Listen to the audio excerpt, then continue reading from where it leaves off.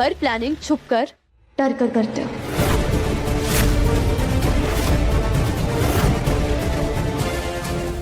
ये दुष्कर्मों का फल है। आपने अपनी पत्नी को धोखा दिया है। मेरे पास सब कुछ होगा, सोना चांदी हीरे।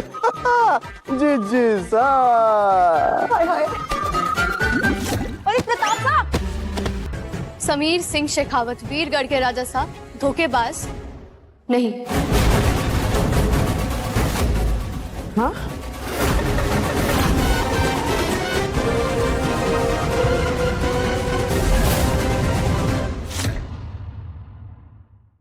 क्या मोहब्बत की डोर नफरत से मजबूत हो सकती है?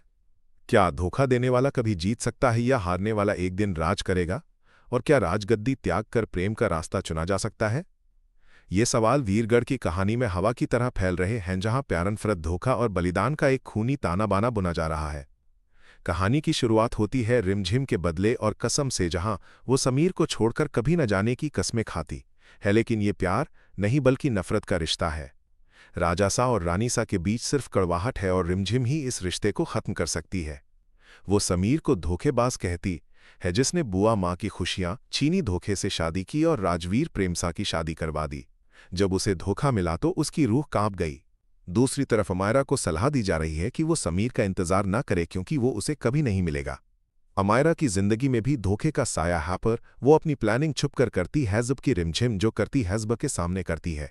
प्यार के रिश्ते में गांठ पड़ने से वो कमजोर होता है, पर धोखे के रिश्ते में गांठ उसे मजबूत बनाती है। समीर अपनी समस्याओं को भूलकर नई उम्मीदों के साथ दिन की शुरुआत करना चाहता है, पर उसकी बदनामी सोशल मीडिया और अखबारों में आग की तरह फैल रही है। लोगों की गंदी बातें सुनकर उसकी नाक कट गई है। उसे मंत्रालय जाकर सखी ट्रस्ट के फंड्स के लिए बात करनी है, पर उसे रोका जा रहा है। उसका बाहर जाना इस समय सही नहीं है, क्योंकि मीडिया और प्रजा उसके खिलाफ है। हालांकि समीर का कहना है कि वो वीरगढ़ के राजा हैं और सवालों से डरकर महल में नहीं बैठ सकते।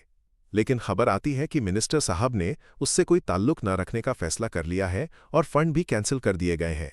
ये समीर के दुष्कर्मों का फल है, क्योंकि उसने अपनी पत्नी को धोखा दिया है।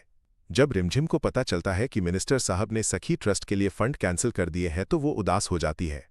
ये बड़ी का ड्रीम प्रोजेक्ट था, जिसे पूरा करके प्रजा उसका जय जयकार करेगी, पर अब सब खत्म हो गया है। समीरा इन बच्चियों का भविष्य खराब नहीं होने देगा और वो फंड किसी भी कीमत पर लेकर आएगा। मिनिस्टर साहब साफ मना कर देते हैं, क्योंकि वो राजा साहब के साथ जुड़कर अपनी कुर्सी नहीं खोना चाहते। बेहतर यही है कि वो इस प्रोजेक्ट को भूल जाएं। पर समीर राजगद्दी छोड़ने के लिए तैयार है, ताकि ट्रस्ट के लिए फंड मिल सके। वो कहता है कि वीरगढ़ की भलाई से ऊपर कोई राज या पथ नहीं है, और वो अपनी राजगद्दी अपने प्रताप चाचा साहब को सौंप देगा। प्रताप भाई साहब समीर को समझाते हैं कि वो राजगद्दी छोड़ने की बात न करे। बुआ माँ भी चिंतित हैं, पर समीर अपने वादे पर अड़िग है।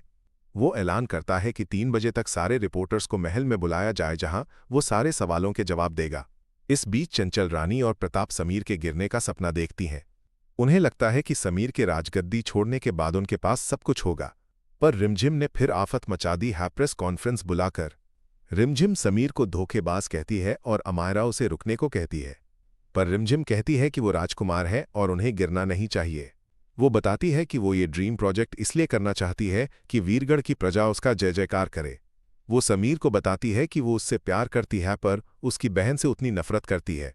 राजा साहब जो युवाओं के रोल मॉडल थे, अब उनके एक्स्ट्रा मैरिटल अफेयर की वजह से उनकी बुराई हो रही है।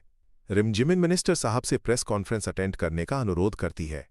प्रेस कॉन्फ्रेंस में वो ऐलान करती है कि समीर सिंह शेखावत धोखेबाज नहीं है। वो कहता है कि राजा सा ने हमेशा वीरगढ़ की भलाई के लिए काम किया है और सखी ट्रस्ट उनका ड्रीम प्रोजेक्ट है।